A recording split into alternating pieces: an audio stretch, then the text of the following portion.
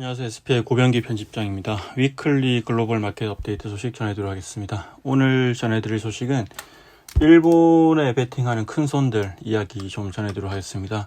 사실 최근 이제 일본 같은 경우에는 상당히 이제 많은 외국계 투자가 이루어지고 있고 그 소식들을 간헐적으로 전해드렸는데 최근 이 니혼게이자이 신문에서 일본 대표 경제지죠. 니혼게이자이 신문에서 이런 이제 블랙스톤이라든지 칼라이, KKL 같은 이제 글로벌 사모펀드 운용사들의 이제 일본 투자 흐름을 이제 한번 조명한 기사가 있었는데 한번 소개해드릴 만한 의미가 있다고 생각해서 한번 얘기를 해보도록 하겠습니다.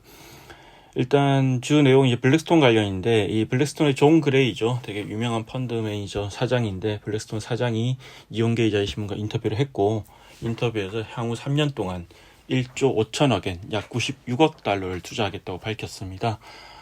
이 같은 이제 투자 규모 자체는 블랙스톤이 2007년에 이제 일본에 사무실 냈는데 그 이후에 투자한 규모와 거의 맞먹는, 지금까지 투자한 규모와 맞먹는 수준으로 상당히 큰 규모입니다.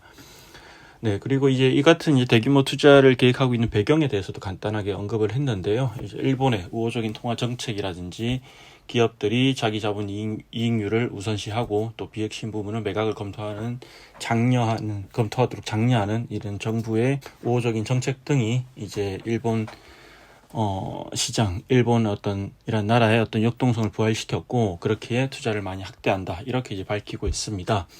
특히 이제 주로 이제 투자에 관심 있는 섹터에 대한 부분도 언급을 했는데요. 인구 고령화로 수혜가 예상되는 의료 분야를 비롯해서 디지털 서비스, 그리고 호텔, 데이터 센터, 주거 등에 주목하고 있다. 이렇게 이제 밝혔습니다.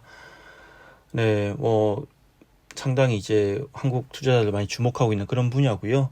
앞으로 이제 블랙스톤 같은 경우에는 또 일본 투자뿐만 아니라 일본 투자자를 대상으로 하는 펀드레이징도 강화할 방침이다 이렇게 밝혔는데요. 실제로 이제 일본의 연기금 같은 곳들이 우리나라보다 이제 대체 투자, 부동산 투자가 늦었는데 최근에는 이제 많이 투자를 확대하고 있고 또 일본의 대형 보험사라든지 그리고 일본의 금융회사랑 협력해서 이 리테일 상품들, 개인 투자 채널도 확대할 생각이다 이렇게 이제 밝히고 있습니다. 네, 그리고 이렇게 이제 일본 시장에 대한 투자를 확대하는 건 블랙스톤뿐만이 아니죠. 이제 글로벌 사모펀드 운용사들이 전반적으로 일본에 대한 투자를 확대하고 있는데요. 베인캐피탈 같은 경우에도 최근에 한 인터뷰에서 2029 회계연도까지 5년 동안 기업 가치를 기준으로 5조엔 이상을 투자할 계획이라고 밝혔고 이러한 투자 규모 역시 5년 전과 비교하면 2배에 달하는 수치입니다. 또 칼라일은 지난 5월 달에 이제 일본에 초점을 맞춘 새로운 펀드를 조성을 했는데 이 펀드 같은 경우에는 이제 지난 2020년에 출시한 마지막 펀드보다 약 70% 정도 큰 규모입니다. 또 아울러 KKR은 또 향후 10년 동안 일본에 1조엔 이상을 투자할 계획이다 이렇게 밝히기도 했고요. 이들뿐만 아니라 그동안 일본에 투자하지 않았던 이제 글로벌 사모펀드 운용사들도 최근에 이제 일본 투자를 확대할 방침을 밝히고 있기 때문에 향후 일본에서 일어나고 있는 변화들을 좀 주목해서 살펴볼 필요가 있어 보입니다. 이상으로 위클리 글로벌 마켓 업데이트 소식 전해드렸습니다. 고맙습니다.